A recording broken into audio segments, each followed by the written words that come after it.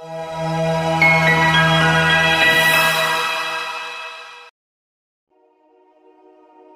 الله الرحمن الرحیم. الحمد لله رب العالمین، والصلاة والسلام على سيدنا ومولانا محمد الأمين وعلى آله وصحبه أجمعين. اللهم لا علم لنا إلا ما علمتنا إنك أنت العليم الحكيم. اللهم علمنا ما ينفعنا وانفعنا بما علمتنا وزدنا علما وأدخلنا برحمتك في عبادك الصالحين. با جلسه پنجم در خصوص تحلیل مناظره جناب مفتی شمائل حفظه الله در خدمت شما هستیم. چنانچه قبلا وعده نمودیم، بعد از بیان برهان حدوث و برهان وجوب و امکان، یه برهان دیگری هم که در کتاب‌های کلامی بهش اشاره شده است و مورد توجه هم قرار گرفته است، برهان نظم می باشد. هرچند با این عنوان در کتاب ها نیست، ولی خب به این برهان اشاره هست. یه قسمتی از متن عقاید نصفی رو می خوانیم که ناظر به همین موضوع هست. اونجا که می فرماید: المحدث للعالم هو الله تعالى الواحد القدیم الحی القادر العلیم السمیع البصیر الشائی المرید. به صفات باری تعالی اشاره داره و این صفات رو تصریح نمود. در ادامه می‌فرماید: لأن بداهة العقل جازمة. در صورت بدیهی عقل چنین باور داره به ان محدث العالم على هذا النمط البدیع، پدید آورنده جهان که با این شیوه بدیع و زیبا و جالب و نظام المحکم، با این نظم بسیار محکم، مع ما یشتمل علیه من الافعال المتقنه و النقوش المستحسنه لا یکون بدون هذه الصفات.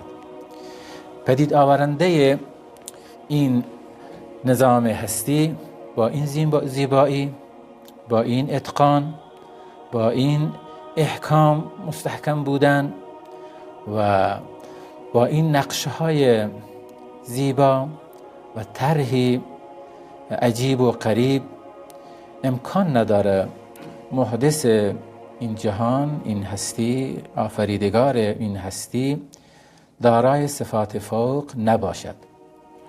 به هر حال با توجه به این که اشاعره معتقد بر صفات هستند و صفات رو جدای از ذات نوعی زائد به ذات میدانند، حالا یا اون بحث کلامی لا عینه ولا غیره که در اون ورود نماییم، و در برابر معتزلی ها و اونهایی که صفات رو نفی می نمایند یا صفات رو کاملا عین ذات می دانند، اشاعره به صفات قائل هستند و صفات رو تصریح می نمایند، صفات باری تعالی رو.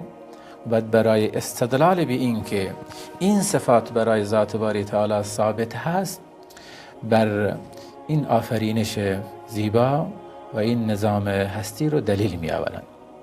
تأمل در این نظام، در این هستی و در این آفرینش، با این نظمی که وجود داره، با این هماهنگی که وجود داره، تمام اینها دال بر اینه که خالق این نظام حی هست، زنده هست و قادر هست، توانا هست، دانا هست و دارای اراده هست. منهای قدرت و منهای علم، منهای دانایی و منهای توانایی و منهای اراده کامل.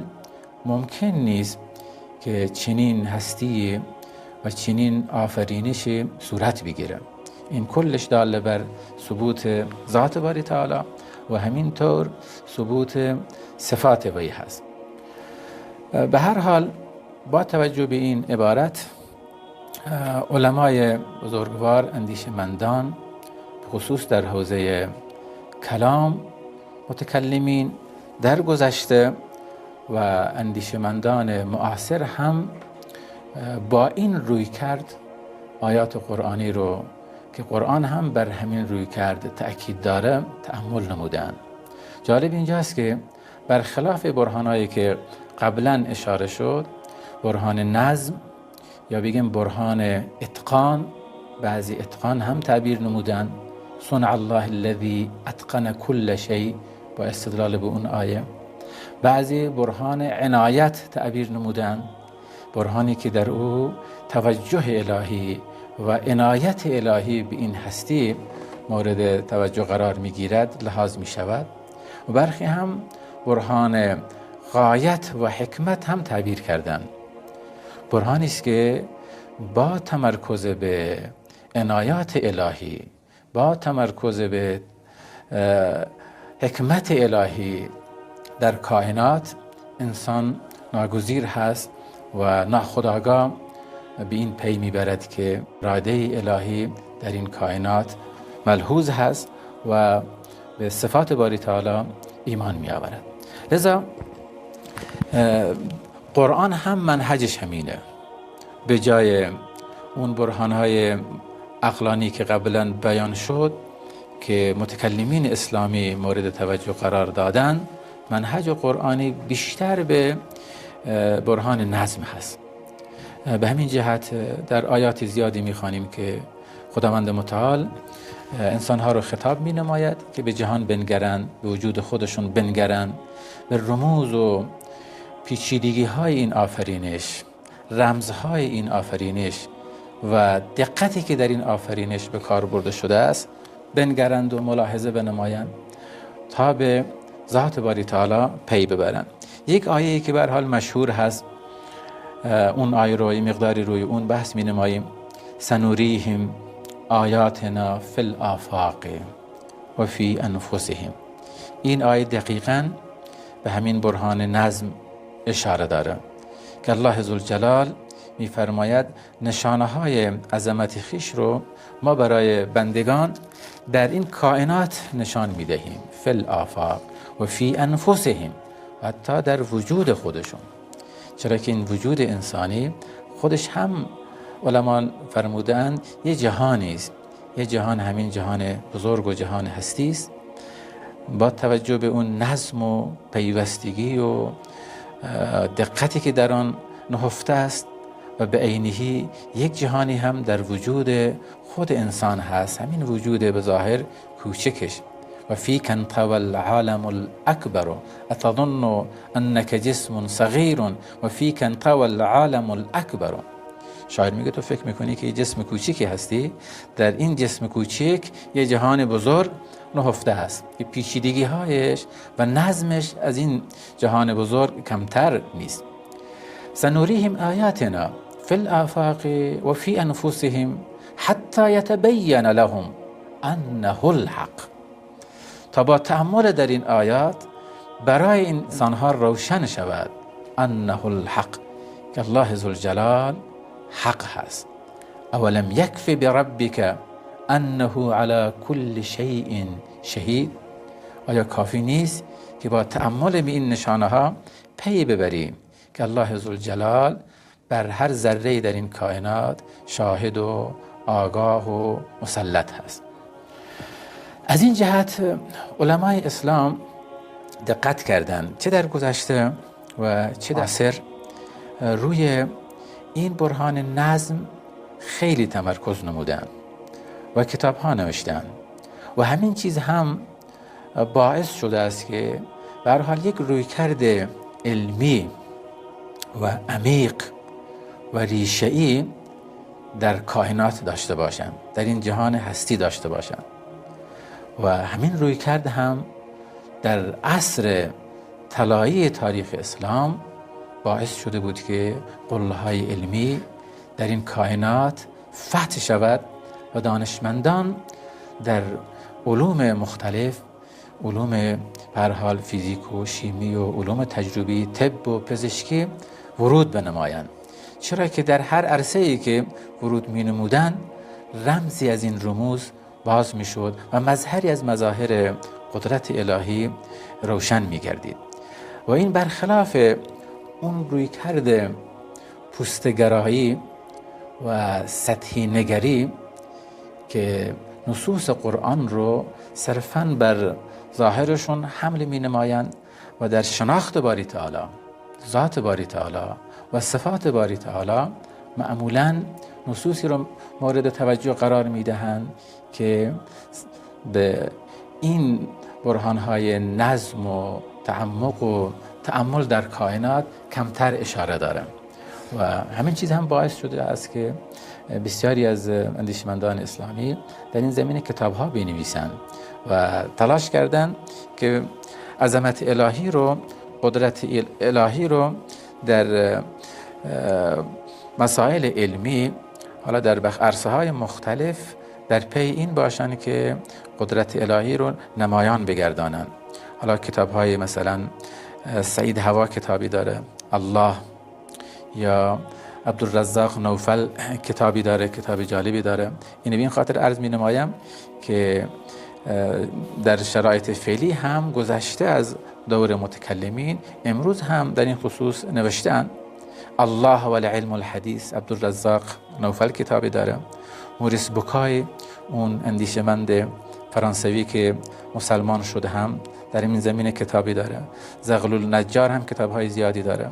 به هر حال در بحث آفرینش و دقت در کائنات و برهان نظم رو دنبال کردن و از این طریق وجود باری تعالی رو ثابت کردن و صفات وی رو ثابت نمودن، بسیاری قلم به دست گرفتن و کتاب نوشتن.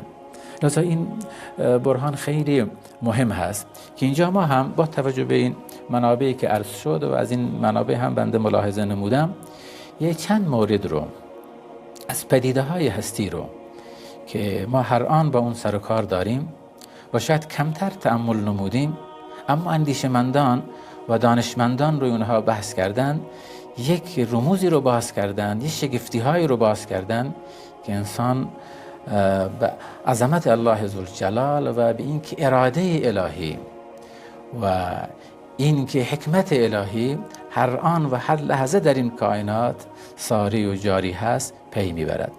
ما 3 مورد رو اینجا ابتدا بحث می نماییم. یکی در خصوص به هر حال این خورشید بزرگ و عظیم که قرآن میفرماید و الشمس تجری لمستقر لها، و همینطور زمینی که ما روی اون نشسته هستیم و استفاده می نماییم، زندگی می نماییم و کمتر به کنه اون دقت نمودیم، و کره ماه که شبها تماشاش می نماییم. همین 3 مورد رو با توجه به منابعی که عرض شد و گزیده های از اینجا بنده برداشت نمودم، یادداشت کردم، یه مقداری تأمل می نماییم تا اون آیه که سنوریهم آیاتنا فی الآفاق، بخش آفاق هست و فی انفسهم، وجود و کالبد انسانی است که شاید در جلسه بعد موکلش بنماییم. در مورد خورشید نوشتن که یه تصویری میخوام، یه تصویری از نظم و هماهنگی که در این کائنات نهفته است و دال بر عظمت الله ذوالجلال، این تصویر رو با هم ملاحظه بنماییم. خورشید مرکز منظومه شمسی است، خیلی بزرگه.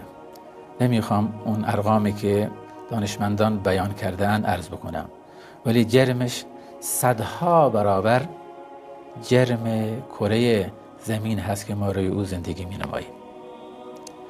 و حرارتی که از این خورشید متصاعد می شود و پخش می شود و در حال جنب و جوش هست، هزارها درجه سانتیگراد، حالا میلیون هاش نمیگم، هزارها چون قطعی است، هزارها درجه سانتیگراد حرارت هست. به ظاهر ساکن به نظر میاد ولی متحرکه، پر جنب و جوش هست.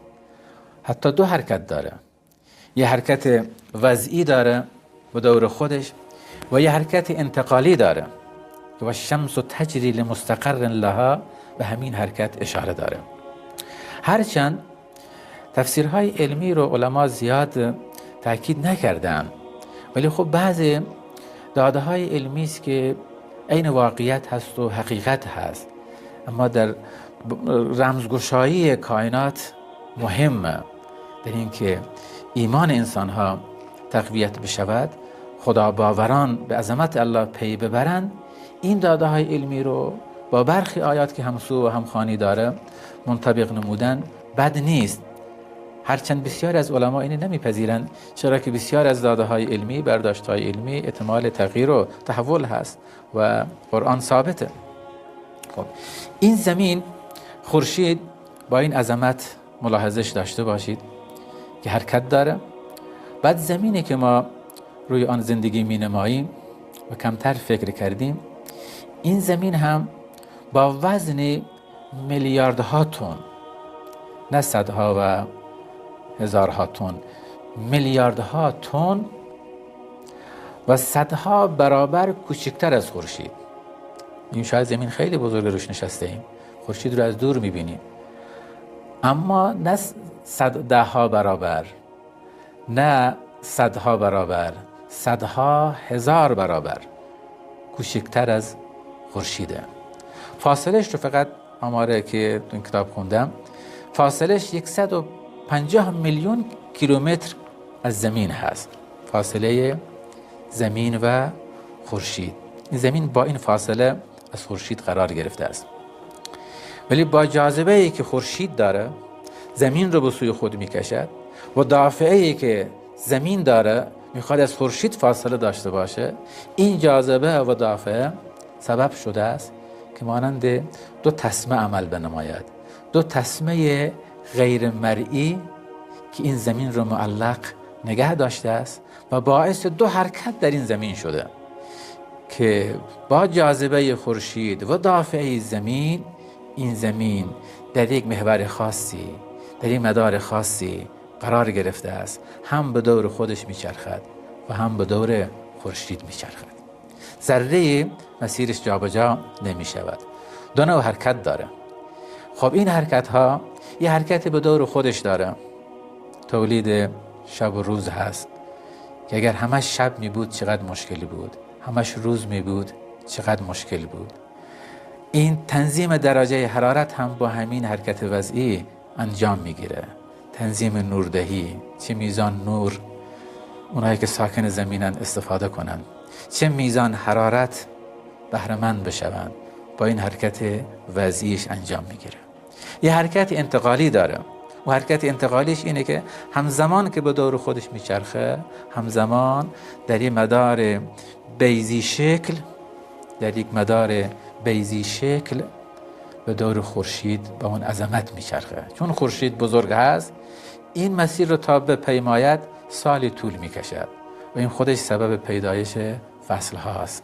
بهار میاد، گیاهان سر میزنه، بعد تابستان میاد، پاییزی میاد، زمستانی میاد، سبب پدید آمدن این فصل ها هست.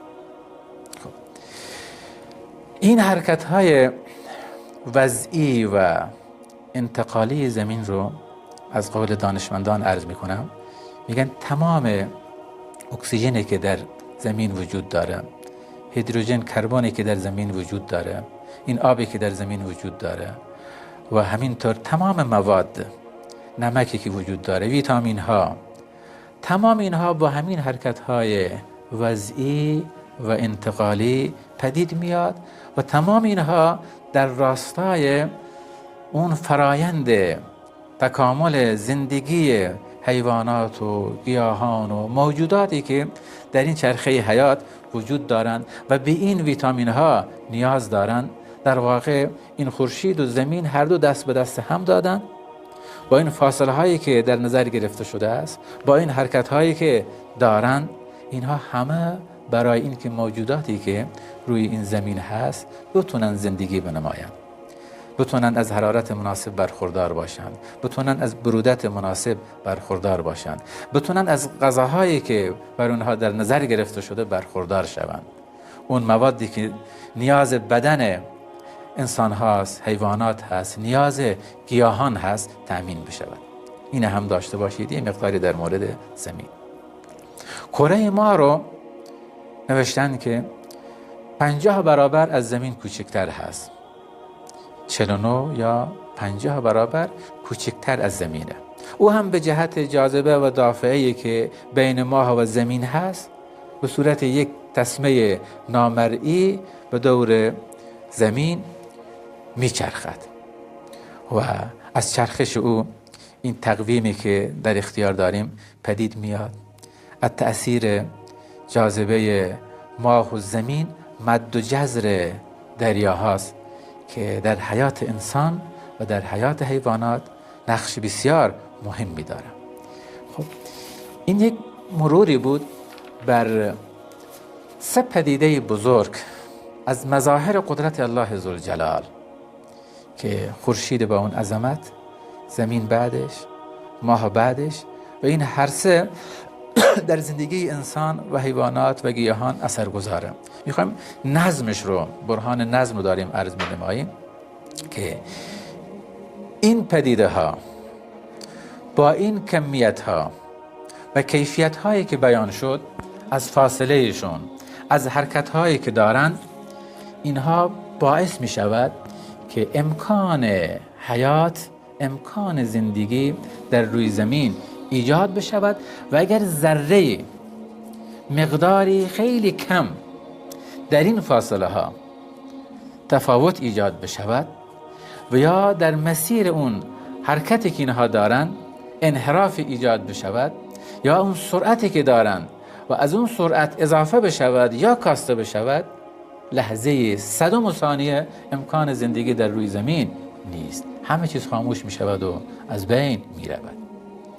این نظم دقیق که میلیون ها سال هست و بیشتر از آن به همین شکل داره، این نظم عمیق و این نظم عجیب و غریب که میلیون ها سال این کائنات، این پدیده ها داره به همین شکل انجام وظیفه می نماید و ذره در وظیفهش، در این نظمش تغییر ایجاد نمی شود.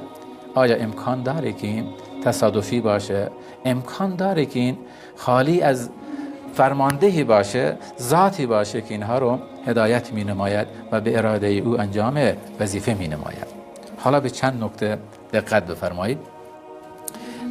اگر نوشتن این داده هایی که علما دادن، اگر جرم زمین مقداری بیشتر از آن چیزی بود که الان هست، یعنی بیشتر می بود، بزرگتر می بود یا کوچکتر می بود، یا خورشید که چند برابر زمین هست بیشتر از این می بود یا کوچکتر از این می شد، نوشتن که خورشید و زمین رو اگر مقایسه بنماییم، ذره اگر در این داده ها بیشتر و کمتر ایجاد می شد، یا اهل زمین همه می سوختن، چنان حرارتی ایجاد می شد، یا چنان برودت ایجاد می شد که همه منجمد می شدن. اما سالیان سال هست و میلیون ها سال هست که این داده ها به هیچ وجه تغییر نمی نماید.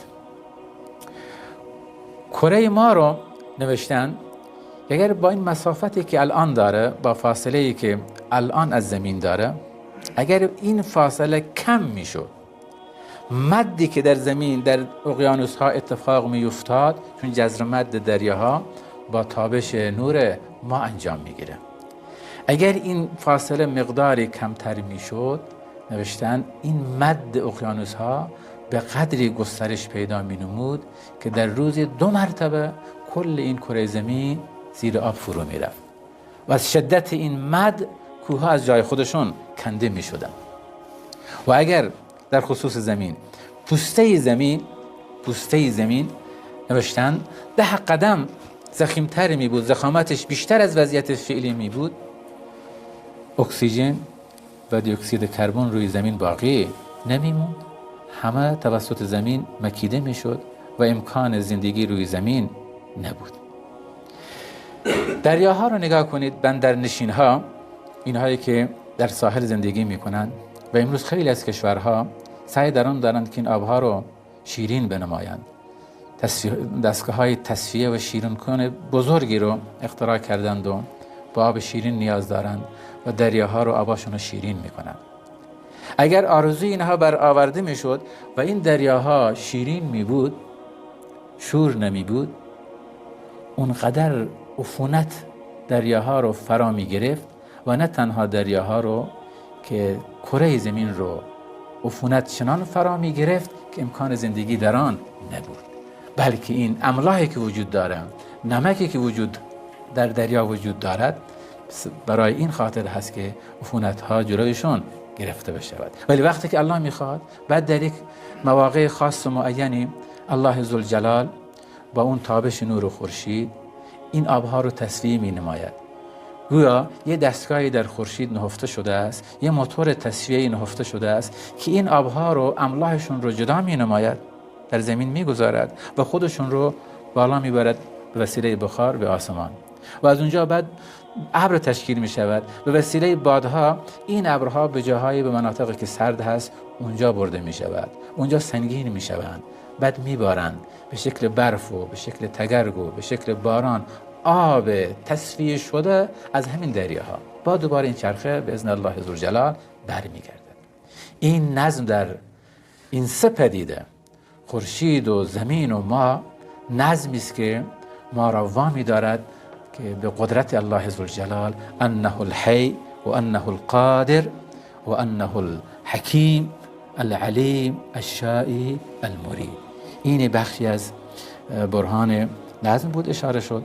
در همین قسمت انشاءالله در جلسه بعدی هم مطالب خواهیم داشت. و آخر دعوانا الحمد لله رب العالمین.